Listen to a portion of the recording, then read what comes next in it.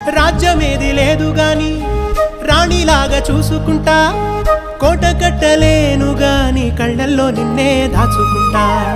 రాత ఎట్లా రాసి ఉన్నా ఆ మార్చి నీతో రాసుకుంటా. స్వర్గమంటూ ఉన్నదంటే అది నీతోనే ప్రతిరోజు పంచుకుంటా.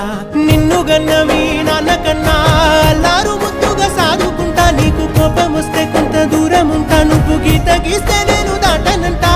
కంట నీరు కంటి రెప్ప దాటకుండా కాటుకై కావలుంటా.